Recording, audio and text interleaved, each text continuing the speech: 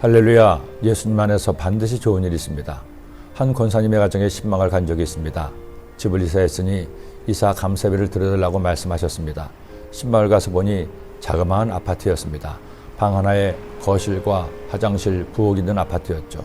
하지만 예배 드리는 내내 권사님은 너무 행복하셨습니다. 하시는 말씀이, 목사님 생전 처음 제 집을 가졌습니다. 물론 제가 산 것은 아니고요.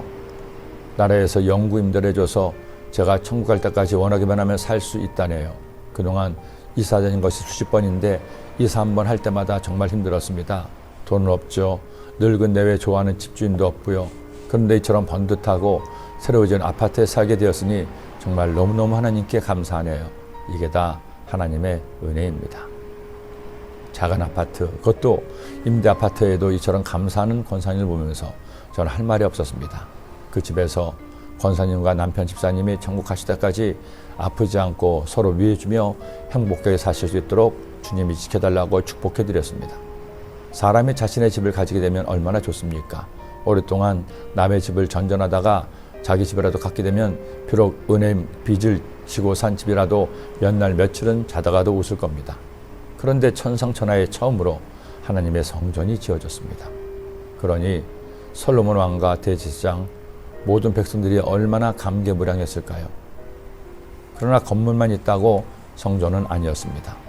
이제 하나님과 모든 백성 앞에서 하나님의 성전을 봉헌하는 의식을 행해야 했습니다.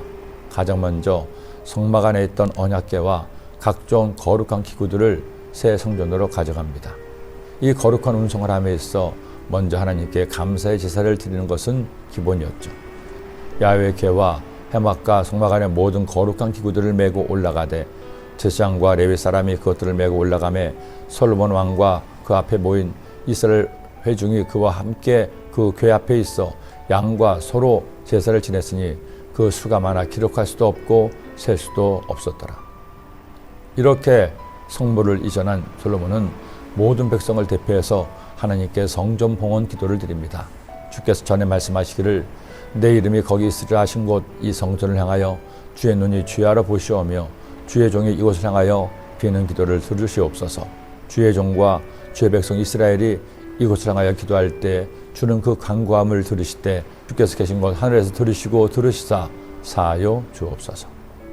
그리고 14일을 절기로 정하여 성전 봉헌식을 했습니다.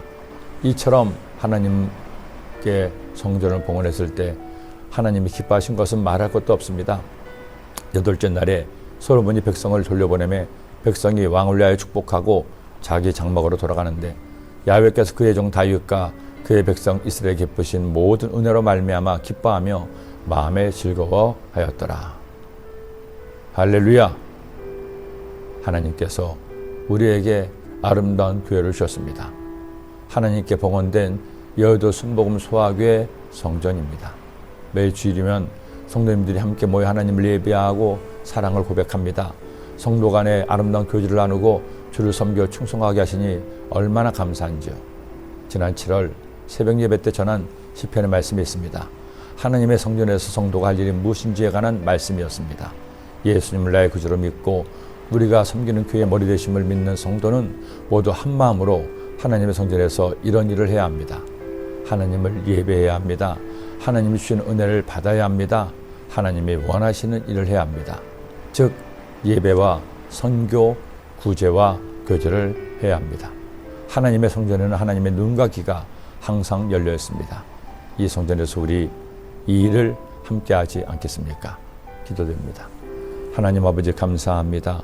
오늘도 주의 말씀을 주시니 이 말씀 마음에 꼭 새겨서 하나님의 성전에서 하나님께서 기뻐하신 일을 감당하는 저희가 되게 하여 주옵소서. 예수님의 이름으로 기도드립니다.